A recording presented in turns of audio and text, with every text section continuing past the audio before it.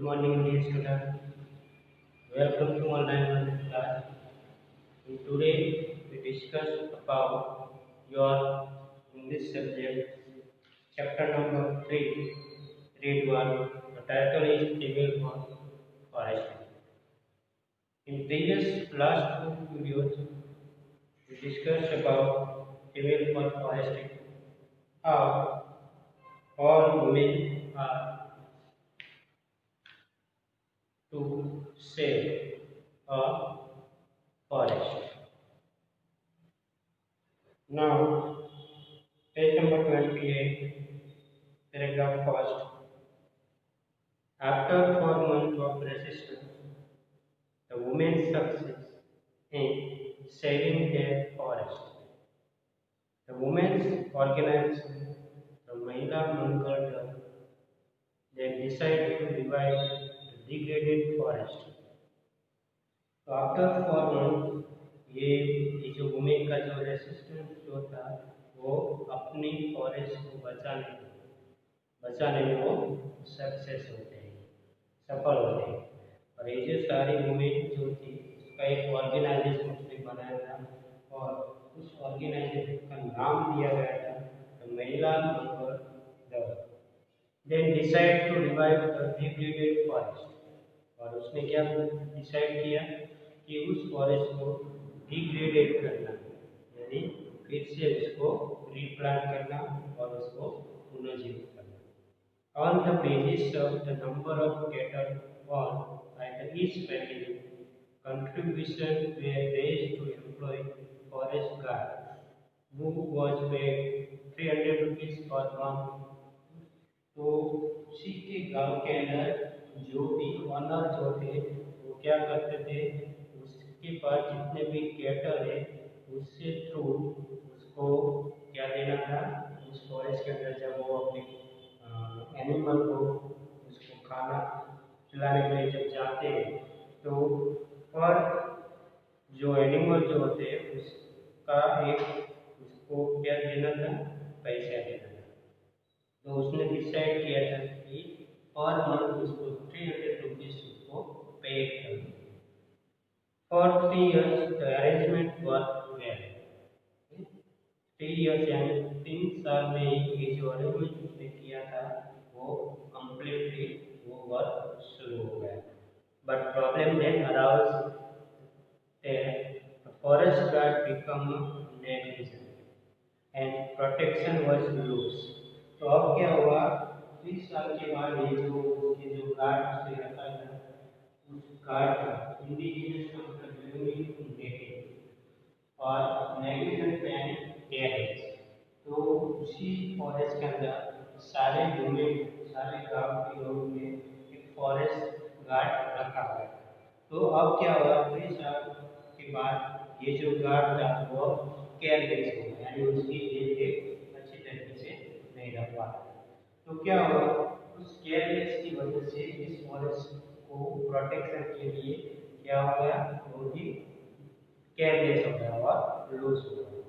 तो उसके कारण उसने क्या डिसाइड किया, once the women discover this, they abolish the post and decide to guard the forest themselves।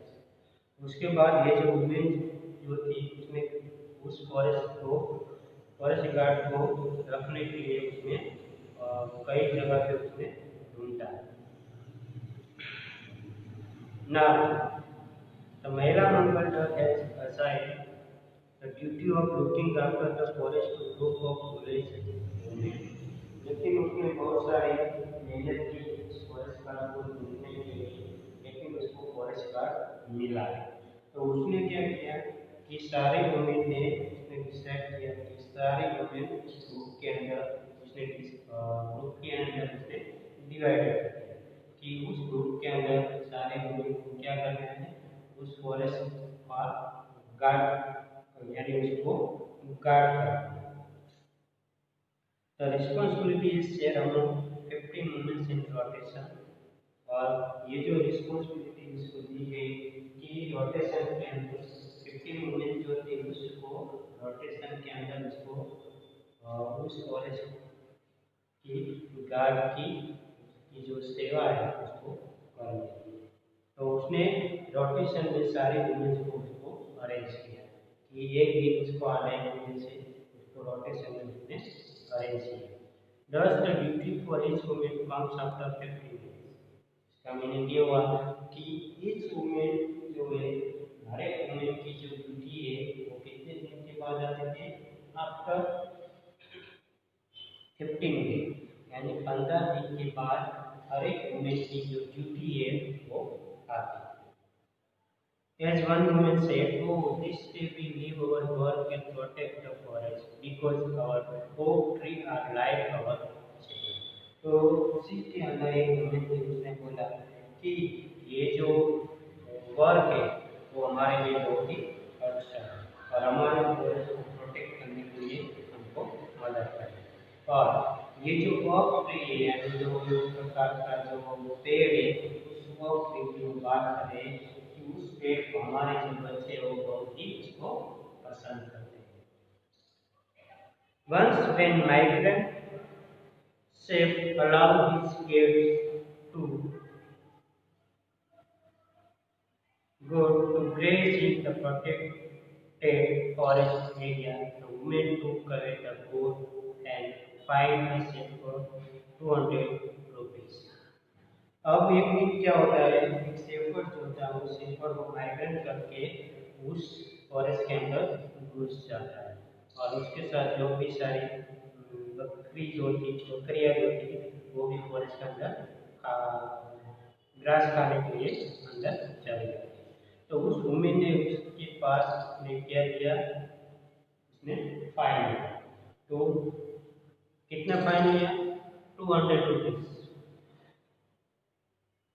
उस शेफर्ड के पास उस वुमेन ने 200 रुपीज का उसने फाइन लिया। Villagers themselves are fined up to ₹100 for cutting trees for fire. और उस shepherd को अंदर जाने के लिए उसको 200 रुपीज ली। और कोई भी विलेजर अगर उस फॉरेस्ट को काटता है, यानी कोई भी पेड़ को अगर वो काटने लगता है तो उसको 100 रुपीज उसको फाइन देना है। Thanks for nature and thanks to the strength of women, the mixed natural oak forests are now recovering in all parts of Gadwal.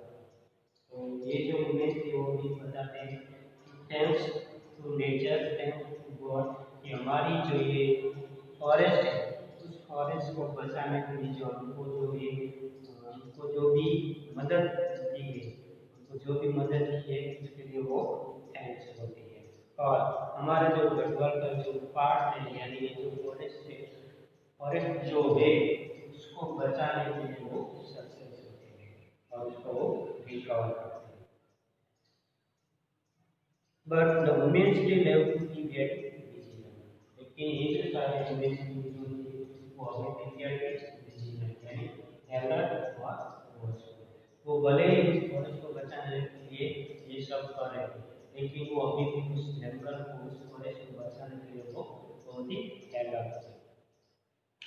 In 1980, for example, the Mahila Mangalwar agreed to help the forest department tree planting.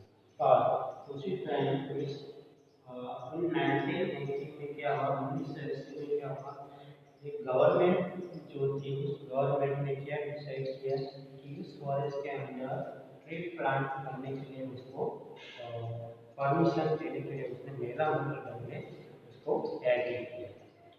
They dug 50,000 twigs, but then they found that the department was only interested to planting poplars. Okay?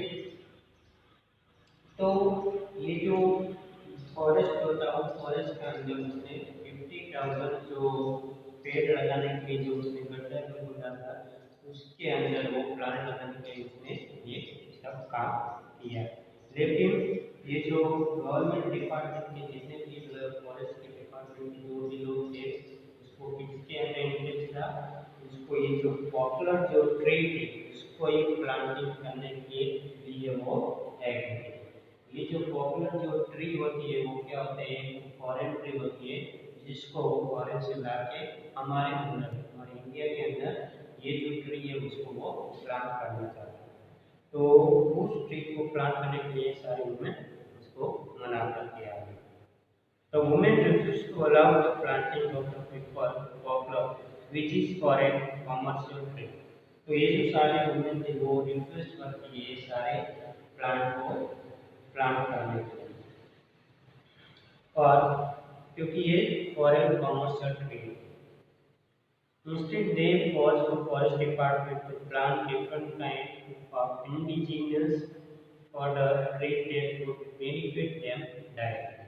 तो ये जो सारे union थे उसने ये जो forest department है उसको उसने क्या फोर्स किया कि आप अपने ये जो फॉरेस्ट है उसके अंदर डिफरेंट काइंड्स ऑफ ये जो प्लांट है उसको आप प्लांट, क्योंकि उससे डायरेक्टली हमको बेनिफिट हो। क्या बेनिफिट हो?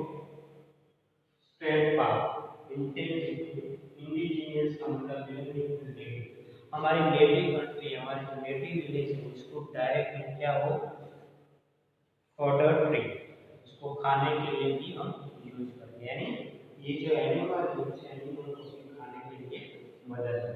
तो उसके लिए ये जो फॉरेस्ट डिपार्टमेंट के अंदर जितने भी लोग थे उसको ये जो सारे वुमेन वो बताते कि आप अपने नेटिव जो प्लांट है नेटिव जो भी चीजें हैं उसको आप प्लांट, तो उसी चीज को वो बताती है। Now last paragraph of the chapter, thus the natural forests are now regenerating in the hilly areas in many part of Uttar Pradesh.